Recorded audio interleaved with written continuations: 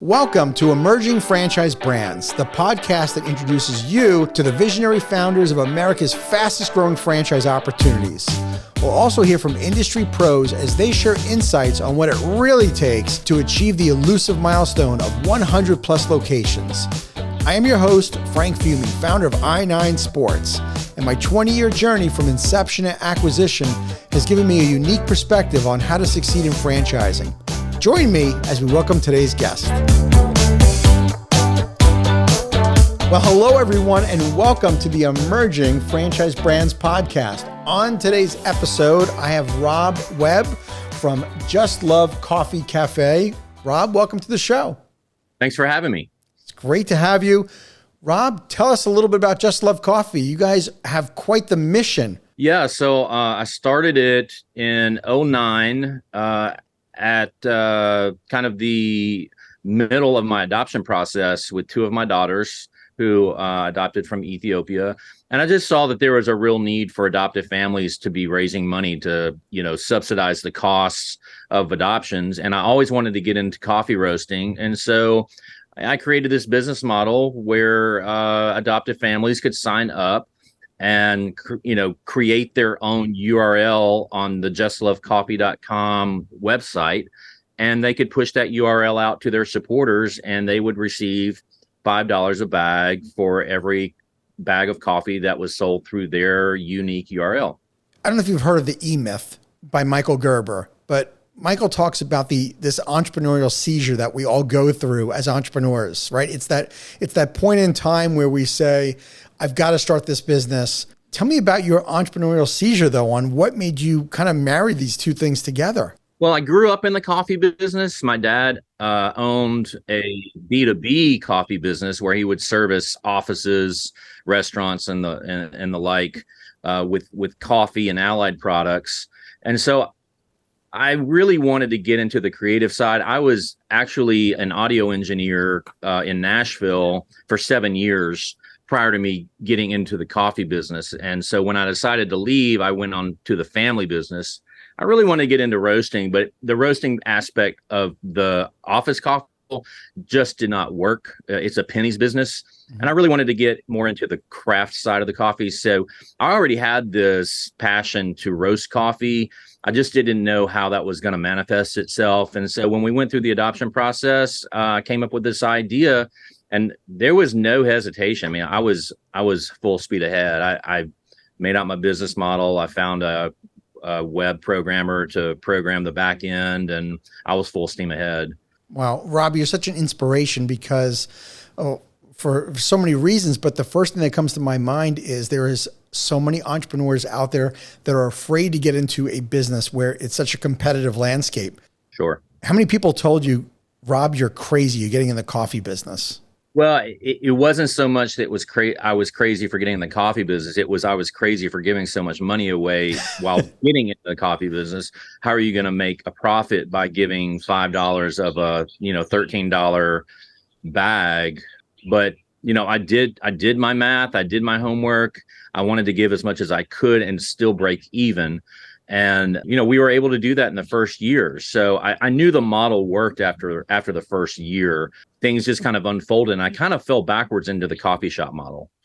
So tell me, how did that start? How did that happen? So I rented a little 800 square foot space for my original roasting facility. And it was me and a college buddy of mine who had been roasting coffee in a popcorn popper at his home for the last 10 years. So he was a child counselor. He got burnt out. So he had this heart for kids, but he also had this knowledge of coffee. And so I brought him on in a panic after the first day because I had so many orders. I was not going to be able to fulfill them myself. And so I told him I had enough money to pay him through the end of the week. Could you just come and help me? And so he did. The running joke is, like 14 years later, I still tell him I have enough money to pay him through the end of the week. But yeah, he's still with me. He's my roast master. But the way I fell into the coffee shop models, we outgrew that 800 square foot space. And so I moved into a 2,400 square foot space, but it was in an industrial area. It was not retail. Mm-hmm. But word got around that, in this little small town of Murfreesboro, just outside of Nashville, population probably 100,000. There was this little company that was roasting specialty coffee. And so people would walk in the front door and not just buy beans, but ask if there were cups of coffee they could buy. Could I get a cup of coffee? Could I get a latte? Mm-hmm. And so 6 months after moving into that larger facility, I was like, you know what? We should just open up a coffee shop here. I really don't need the revenue. So to sustain the business. So I'll just hire one barista. I built a coffee bar around the roaster and put up a chalkboard menu, opened with no fanfare. It was November of 2011, and it just kind of went from there. It was kind of an organic growth. Wow. And did you start with an online presence as well around the same time? Yeah, I mean, the whole business model was online exclusively before I opened up that coffee shop. So we were selling coffee all over the US through e-commerce. When the opportunity presented itself for me to start the coffee shop, I thought, well, that's a good addition. We'll just do that. I didn't think anything of it. And it just took off. Like, people really loved it. And it was coffee only and no food. I think I had maybe some muffins and a few grab and go items, but yeah, it was just a simple little mom and pop coffee shop with no marketing. It was literally just opened the doors, and it was word of mouth. And look at you now. You've been franchising since 2018. Right. You have 42 open locations with like another 40 in development. Is that right? That's correct. Okay. How did you do it? So I was approached by a couple of brothers that owned a food distribution company that the family business was a customer of. Well, they sold their business, and they reached out to me and they said, Rob, man, we've been to your coffee shop, man. We really think we'd like to open something like that in Rome, Georgia. You know, would you be able to sit down and talk to us about franchising? So I thought, okay.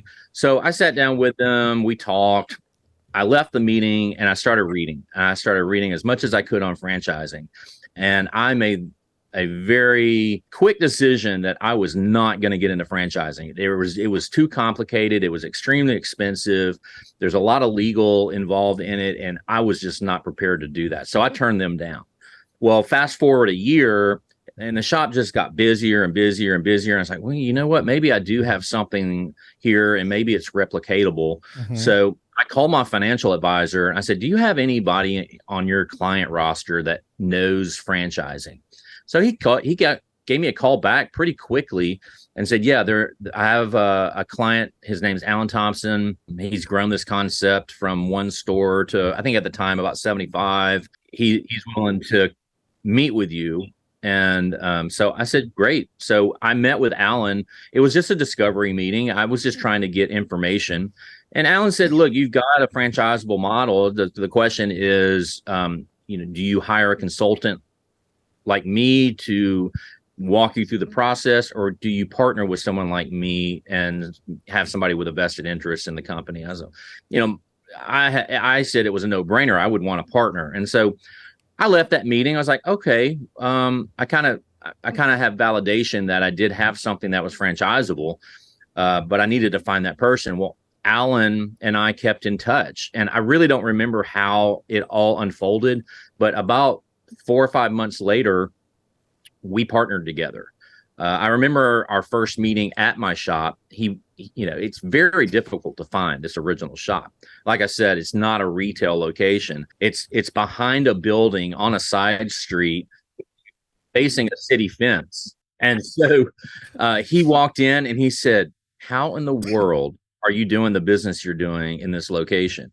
And he said, if we were on Main Street, we would kill it. Right. And so we partnered, and we decided that we needed at least one prototype store, from the ground up, if not two. Smart. And so we found 2 locations, one in downtown Nashville and one just south of Nashville, in a city called Brentwood. Unfortunately, those both opened within weeks of each other. I mean, it would have been nice to have one built, had a few months, and then have the other one open. But anyone who has gone through the process of opening a retail location or the franchise process, the timeline just kind of is the timeline. That's and it. you have some control, but very little. And so, yeah, we opened those 2 stores, and man, we didn't know what we were doing. Like, I had no idea what it was going to be like opening a shop from the ground up in a new market where no one knew who you were. And so I'm going to back up just a little bit. Sure. Before we decided to build the prototype stores, Alan told me, Rob, you really need a food program. And so he said, I'm going to leave it up to you to figure out what that is. I was like, well, great. I have no experience in the restaurant business. I've never worked in a restaurant. I've never worked in a kitchen. So I got together with my marketing director and a salesman from the family business. And I said, okay, guys, we've got to figure out the food. And so I just opened up Google Images and started just, researching food, restaurant food. And it needed to be something simple because A, I had no experience. We were all neophytes in this. Right. And B, I needed it to be cost effective from the construction and from the process of, cooking the food. Basically, I needed to be able to walk into that kitchen and be able to prepare the food myself. So we got together and I said, hey guys, what if we did waffles? I mean, I can cook a waffle. Right. Like, no, we don't want to be like, a hotel breakfast kind of thing. Hampton Inn, what I mean? Yeah, right. Yeah. And I was like, okay, fair enough. And so I started thinking about it and I said, guys, okay, I'm not talking about putting a waffle irons out on the front of house floor. Right. A waffle iron is pretty much a panini press. True. I said, what all could we cook in these waffle irons? And so we started coming up with these crazy ideas, a lot of bad ideas, but we whittled those down to some pretty decent ideas. So we started with cinnamon rolls, and then we went to an omelet, like breakfast burritos, sausage, egg, and cheese biscuits, something we call a bacon tater, where you just throw like 36 tots on the iron and throw cheese and bacon on it and cook it, and it molds into this crispy potato cake. And so we came up with the initial menu. The problem was we were cooking protein on a waffle iron that is built to cook batter. And so, we had the issue of grease buildup and cross contaminants from one food item to the next. And so I ordered waffle irons. I probably ordered $8,000 of waffle irons for each store. And, they worked pretty well doing one at a time. Well, I had the big idea that I'm going to blow up this grand opening at our first pilot store. So I advertised one free entree. I show up at 6 a.m.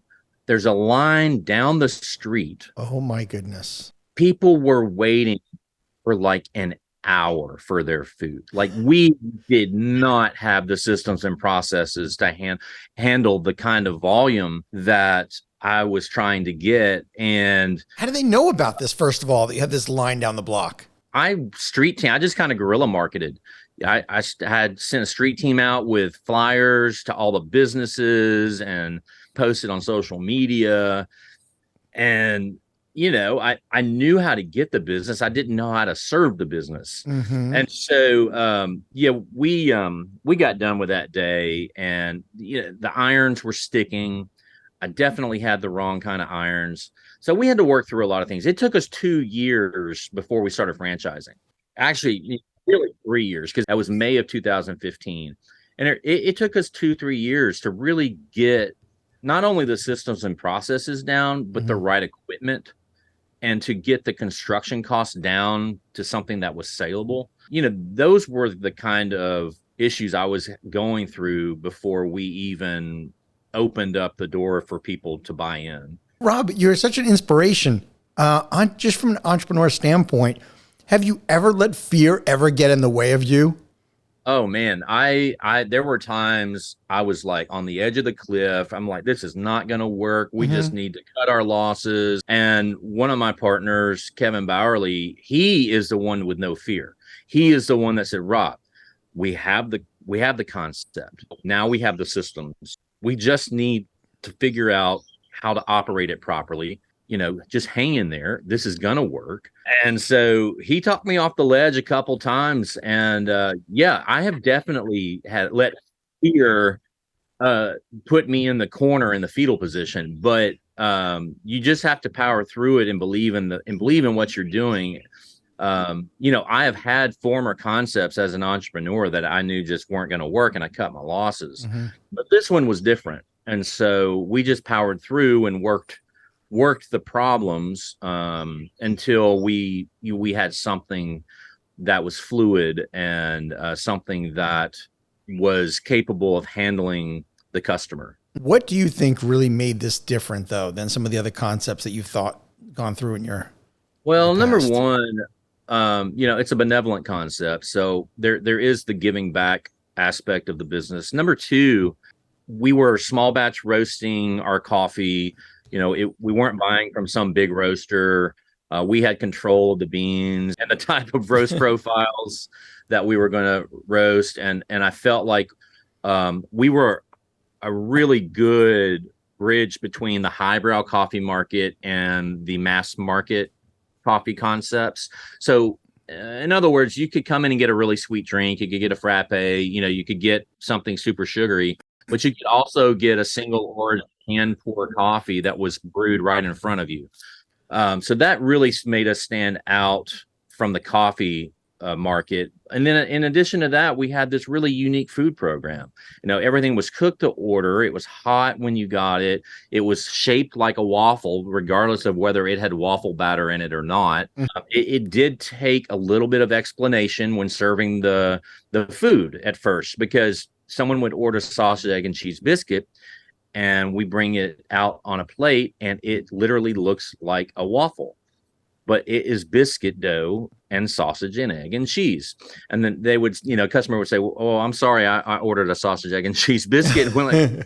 That's what this is. Don't let your eyes deceive you. It's delicious. Just take a bite and you'll taste the sausage, egg, and cheese biscuit. So that we did have to overcome some of that.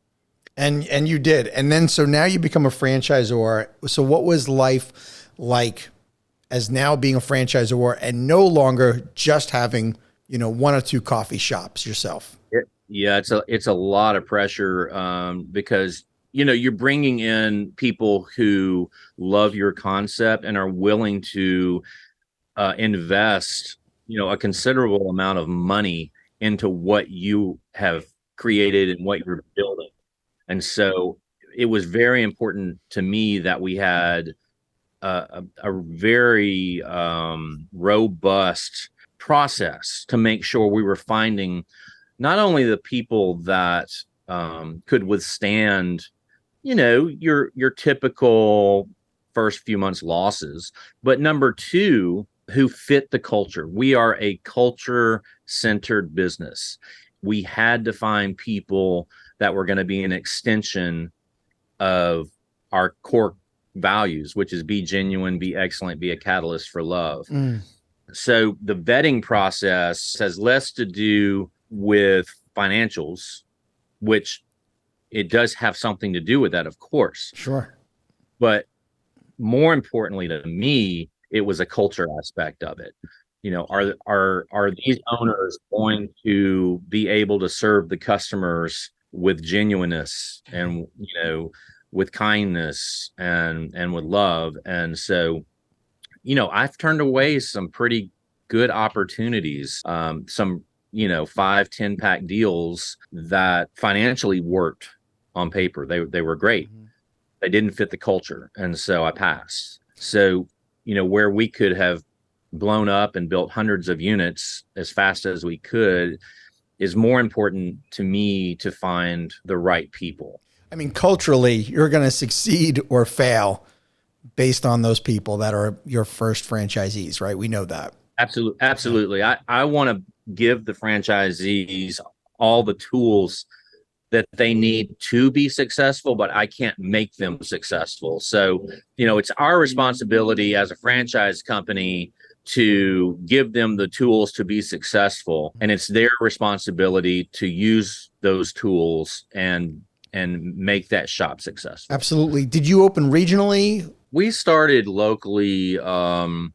We had 3 stores in the Murfreesboro area where the original shop is, and then we had 2 in the Nashville area, and then I believe number 6 was outside of Detroit, Michigan. Okay. And now you're in like 17 states, I think, right? I mentioned earlier. Right. How did you find your first, say, 10 franchises? I would say the first 2 or 3 out of 4 were organic. It would people that knew the brand, they were local, they knew we were franchising, and they wanted to be a part of it. You know, the other early on, the other 25% were, from lead generation, us doing advertising online, using brokers to get the message out that, hey, this is a new concept and this is what they're about and this is their product line, and, trying to find people that were a good fit. So, we were going at a pretty healthy clip there up until COVID, and then COVID hit. Because we just started franchising in 2018. Oh, and then, and then 2020, it just came to a screeching halt. We were opening stores from the agreements that we made the prior 2 years, but we were not. We intentionally turned off all the advertising in 2020. So we may have sold 1 or 2 in 2020. So we were opening stores in 2020, but we weren't selling anything new. So in 21, we weren't opening very many stores. We were selling stores, and to all of our franchisees' credit, everybody made it through all that. They are like family. They're a part of the family. And, the franchisee-franchisor relationship can be a tough one. It can be confusing at times. And the reason I say that is because, as a franchisee, you're an entrepreneur, you're an owner. The difference is that you're playing inside a boundary of parameters that you have to kind of abide by. And I want to be able to give the franchisees as much flexibility as I can, but still this is a brand and there has to be cohesiveness between stores. When you have someone with an entrepreneurial mindset and they have some restrictions, it can be tough, because I want entrepreneurs, but I want entrepreneurs that can work within a system. So it can be tough sometimes, because I can totally relate to not having 100% freedom to do whatever I want in my store. Because I understand that, we do give all of our franchisees the liberty of having 4 local items of food on their menu. We're a coffee shop, so I want there to be a level of locality to the shops. And you know what? Southern fare just does not work everywhere, So a good example of that is I have a couple who are just wonderful franchisees in Georgetown, Texas. They were, I think, store number 7. And they came to me and said, Rob, like, we love your food, but if we don't have breakfast tacos, nobody's going to come. Like, breakfast tacos are everywhere, just outside of Austin. I said, okay, well, help me figure that out. And so they came up with the breakfast taco, and it sold like crazy there. And it sold so well that we started offering the breakfast taco at other stores outside of the Texas region. So it does give us an advantage that we do give the franchisees some freedom and flexibility to make the store their own. And it goes beyond the food and the coffee, having some local items. We have the story of the owners on the wall. We allow them to put local artwork on the wall. So we have a Lazy Susan is what we serve our drinks on at the bar. And every Lazy Susan is custom by the franchisee in conjunction with our marketing team. So I'll use the Georgetown store as another example. They have I believe it's a cannon, and it says "Come and take it," because that's the Texas slogan, I guess. And so they worked with our marketing team to do that. I personally, my Lazy Susan is a vinyl record, and the names of all the songs are coffee related song names, because I was in the music business prior. So what makes our franchise concept a little unique is that we do give the franchisee freedom to make it their own as well. But isn't that the beauty of the coffee, just the coffee business? It lends itself to having that local flair, doesn't it?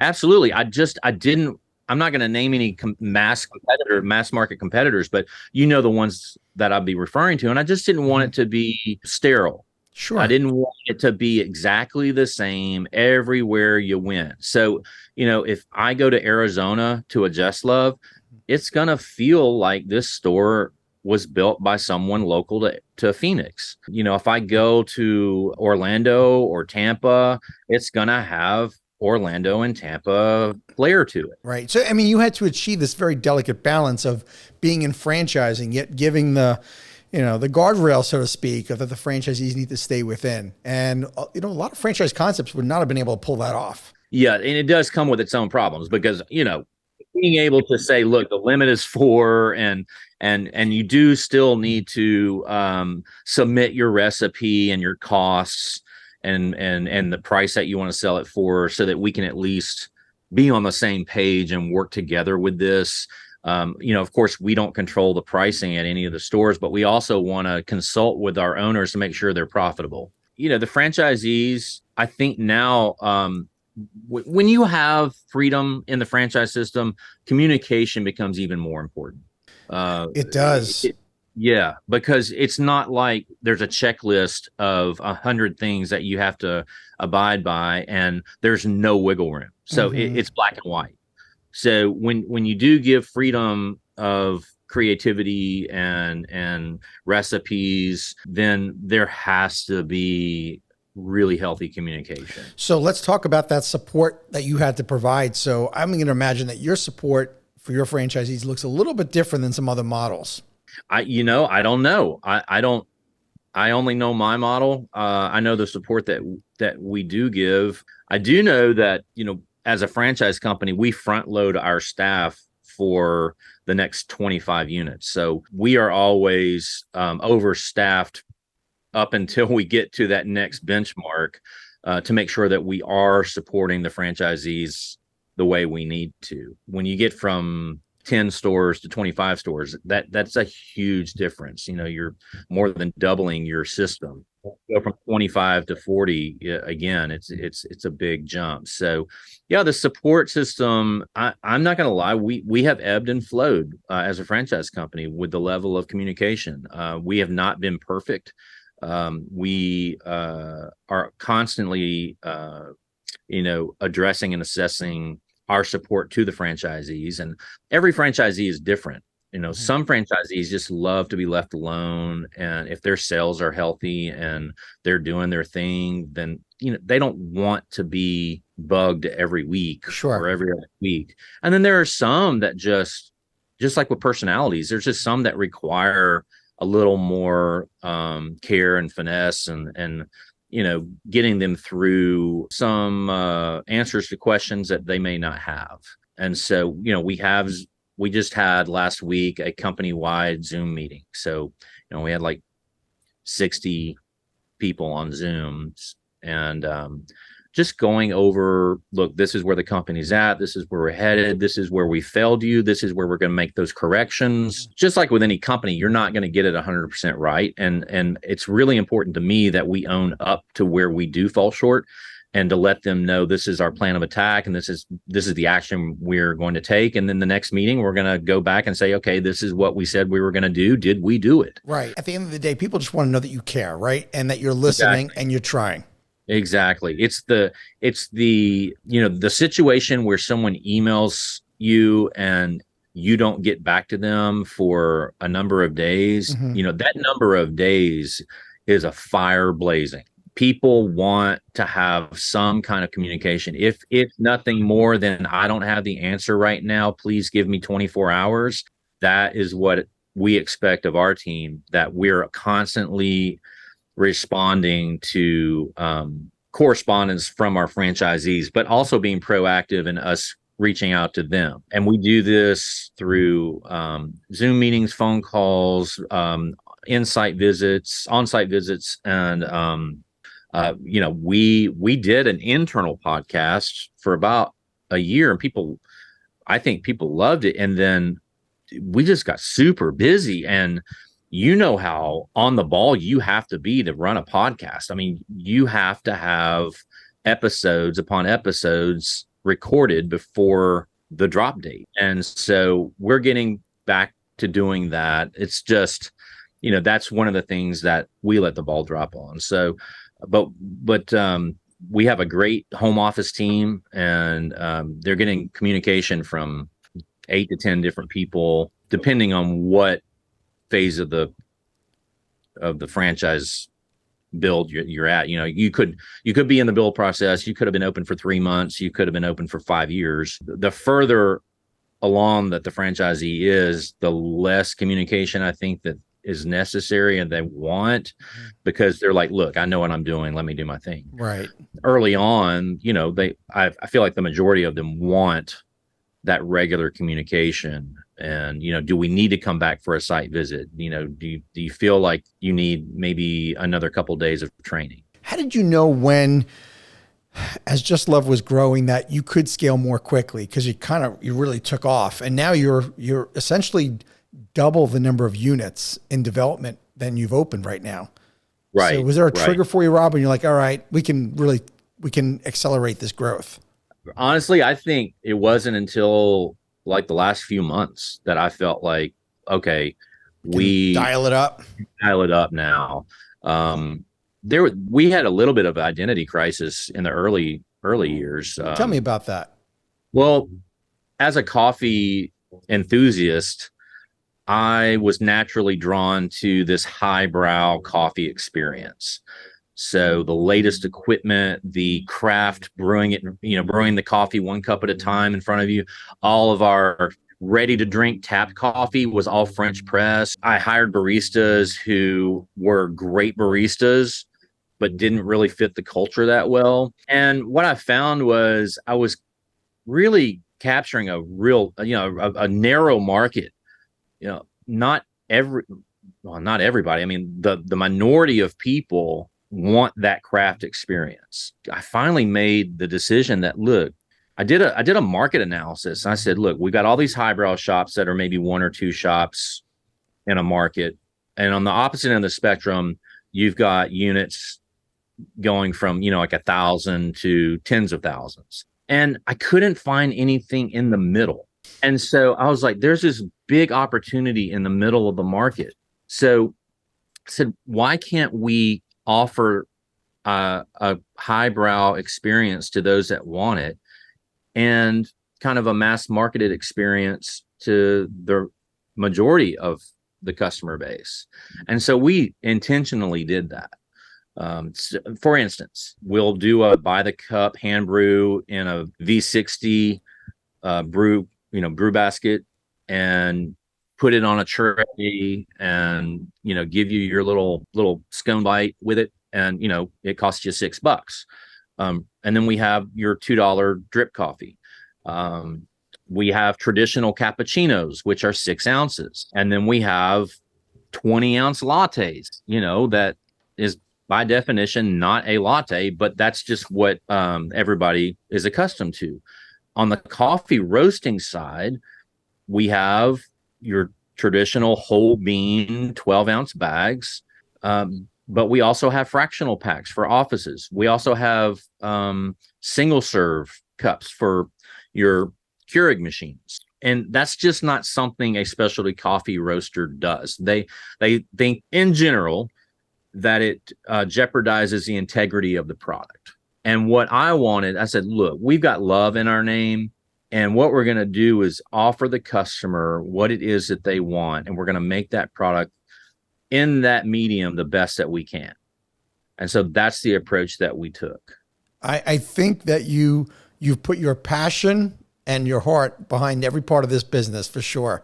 And and you're not afraid to make the difficult decision. And innovation, though, is a huge part of your brand, though. I mean, everything I've been hearing for the past 30 plus minutes is really all about putting your passion, but putting innovation behind it and not afraid to try. Absolutely. And I think one of the mistakes I made in the past few years is making the food menu too complicated. And so, I'm going through the process right now with our ops team to look, let's find what products the customers are really buying, and let's simplify this so they don't get deer in the headlights when they go to the menu trying to pick between 25 different food items. Right. Yeah, it's a constant process of improving and trying to figure out, what does the customer want? What does our new customer want? What is the person who's never walked in there? How are we going to make them feel as comfortable as possible when they walk in there? It's certainly not by giving them a highbrow experience and looking at them in disgust when they ask where the cream and sugar is. Mm-hmm. We want them to come to the POS system and ask them, what is it that you typically drink at home if you're looking for a bag of beans?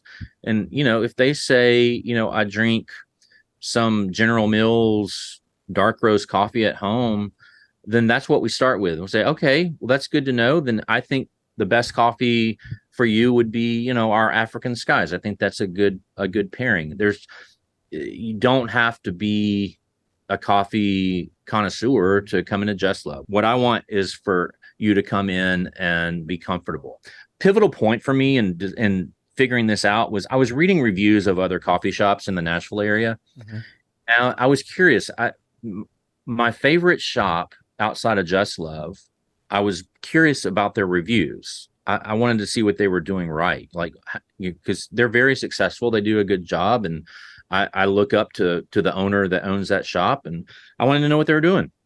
Well, I came across a bad review, and the bad review was simply this: this is my favorite coffee shop, and my parents and my grandparents were in town, and I wanted to take them to my favorite coffee shop. And when they got there, they didn't know what to order, and there was nothing there that was familiar to them. And that's when it hit me. You know what? The thing that I need to focus on is making sure there is something for everybody. So regardless of whether you're a 6-year-old kid coming in with your mom and dad, or you're a retiree, or whatever, you're a stay-at-home mom, I want there to be something for you. And that's how we've built the menu. We really have tried to make it to where a multi-generational family can walk into a Just Love Coffee Cafe and there be something for everybody. From a business standpoint, of course, I want as much of the market as I can get. But more importantly, I just want the customer to feel comfortable, and I want them to be excited to see there's something on the menu that they want. And isn't it true at the same time that as an entrepreneur, though, we can get in our head of trying to make something so complicated. We're trying to be, everything to everybody, but in a very complicated way. And you simplified what essentially any customer would want. Yeah. And to the simplification point, man, I went to Vegas last year and went to In-N-Out Burger. And man, that thing is brilliant. Right. It is a machine. I mean, they sell one thing. Mm-hmm.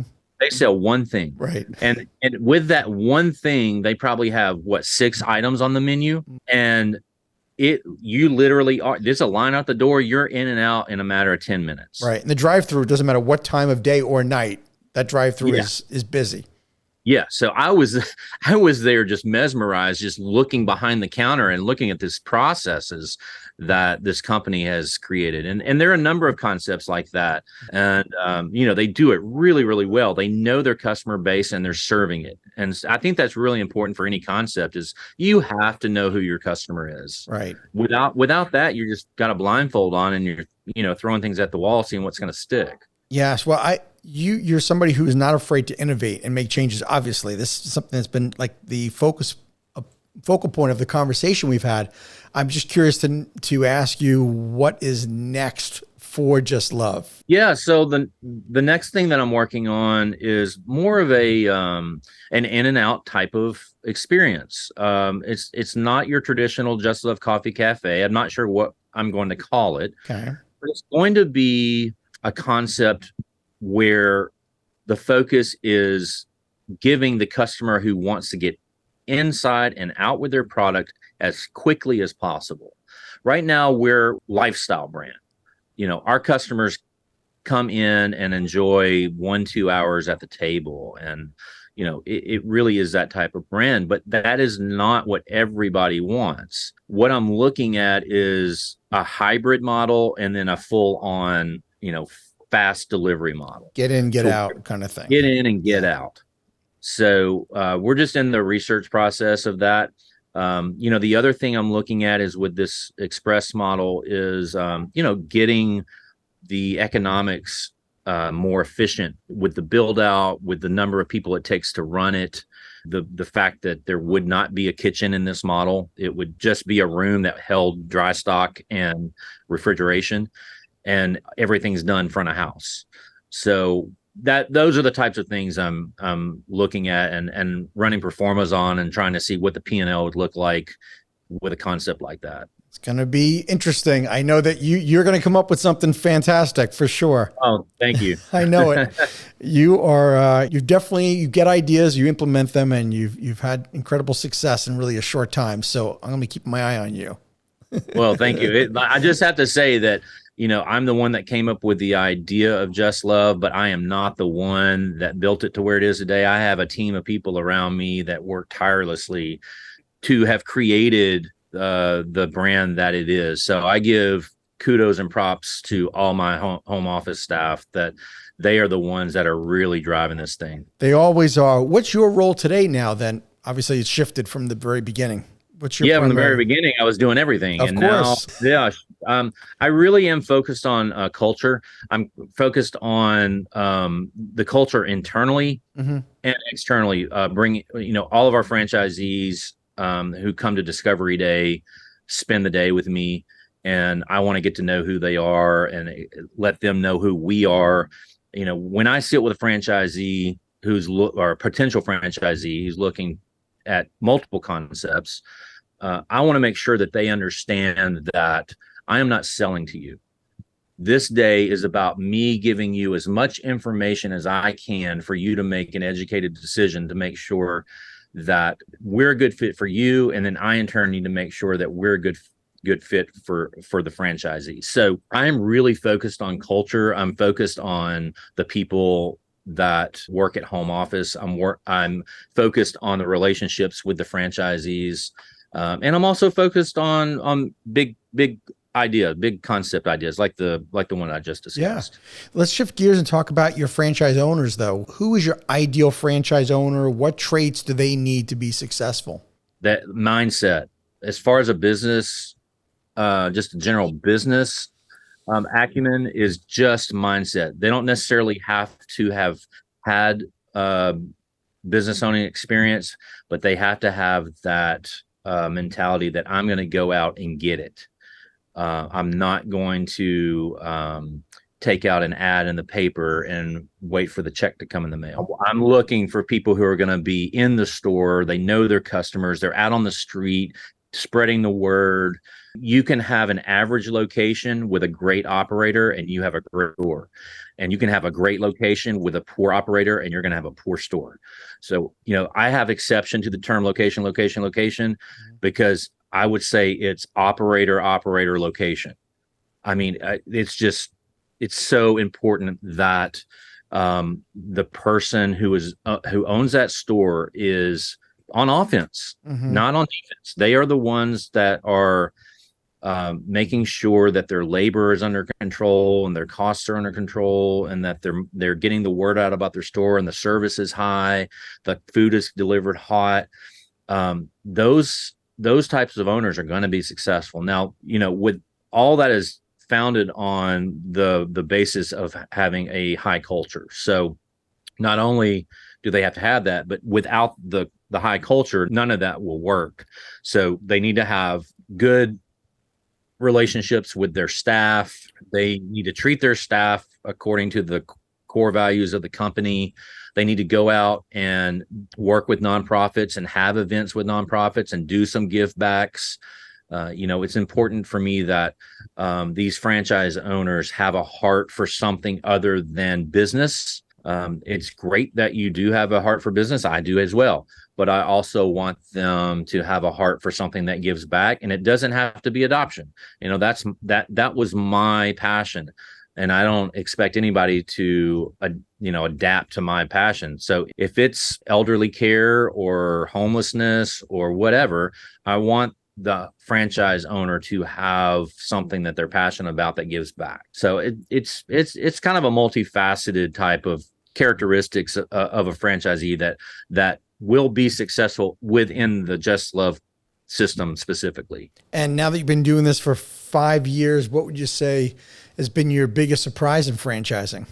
I think the biggest surprise is how difficult it is to get a store open from the time they find the location. Like how many systems and processes have to be in place, and how you have to have the right vendor partners. Mm-hmm.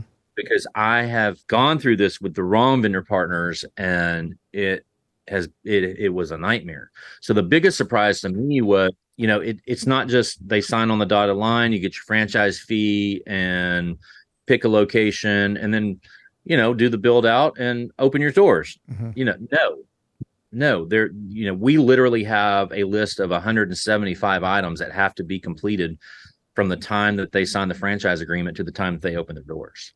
Okay. And what about since COVID, has location selection, has that changed since COVID? The market has changed for sure. And businesses are looking for more locations with drive-through compatibility. And franchisees are looking for locations with drive-through compatibility. So it takes a lot longer to find a location when you are looking for a drive-through option. So that's been one thing. We have a few freestanding buildings that prior to probably 2 years ago, we had no experience with. And, when you start with dirt, it takes a long time, Right. So it's a whole lot quicker to get a second gen location going than it is to start from the ground up. I bet. So, and what about your vision for how big is big with Just Love? How many number of units, or have you given it some thought? I honestly, I don't, I do have 1 year, 2 year, 5 year plans. Mm-hmm. In 5 years, I would really like us, to be in that 250 to 350 range. As with any business, the more you scale up, the more you're able to do in a shorter amount of time. Also, when you have a concept that's proven, you get more opportunities brought to your feet. No one who is successful in big concepts is going to approach a fledgling concept and say, hey, I want to build 100 units. So I do see there are opportunities that will come in the future as we grow and the concept continues to be proven that, we can hit that 350 mark in 5 years. I don't see any reason why you're not going to hit it. The pace you're going, man, you're on the right track. It sounds like, obviously it's going to take more infrastructure. Right. And which, as we know, the challenge of keeping the culture of your team becomes a greater challenge with the more people, but I think you're on the right track. I don't have any concerns for you, man. I know you're going to be just right. Thank you. Well, good people. So hopefully that'll continue. Yeah. We also know, speaking culturally about growing the brand, more franchisees, that becomes even a greater challenge as the numbers get bigger, because we know that your franchise base is going to grow faster than the number of corporate employees. Tell me about what advice would you give to people who are considering joining Just Love as a franchise owner? Yeah, my advice is to do as much research as you can, to talk to Eric Wheeler, who is he's our representative that can really answer the types of questions that a lot of prospective owners want answers to. There is a process, and at any point in that process, either one of us could say, what, this is not a good fit. The only way you're really going to get to know whether or not Just Love is a good fit for you is to reach out to Eric, and he is Johnny on the spot, man. If you contact him, don't just to know you're getting a call back immediately, but go on the website and look, watch the videos, read the content, Google me and see what you find out about me. See if you can see what you find about the owner, see what you find out about the people who are in the company. Do your research and then start talking to our team. And I have every confidence in the world that what I've said today will be validated by the people that you talk to. For sure. If someone's interested in learning more about Just Love as a franchise opportunity, how can they get more info? Yeah, you can we have two websites, justlovecoffee.com. That is the original site. And then you can also go to justlovecoffeecafe.com to look at franchise information. Cool. Well, Rob, one last thing. So I finish every episode with the tip jar. So there are aspiring entrepreneurs out there that want to franchise their concept. What's something, a piece of advice you give to them? My piece of advice is to make sure you have systems and processes in place before you even go down that road. And then once you do go down that road, take it slow. Don't grow too fast. And, make sure that you are staffed appropriately for the number of stores that you anticipate opening within the next year to 2 years. Great. Rob, thank you so much for being on the show. I appreciate it. Yeah, thanks for having me. I appreciate it. Thank you for tuning into the Emerging Franchise Brands podcast. For additional insights, guest applications, and to stay connected, visit us at efbpodcast.com. The Emerging Franchise Brands podcast is for entertainment purposes only, and the views expressed do not necessarily represent those of Emerging Franchise Brands, its host Frank Fumey, or Emerging Franchise Group, LLC. Any discussed franchise or investment opportunity requires thorough investigation, obtaining proper disclosure documents, and expert consultation before making any investment decisions. The podcast and its host do not offer professional advice or endorsements, and they hold no responsibility for actions, representations, accuracy, or consequential damages related to the podcast content.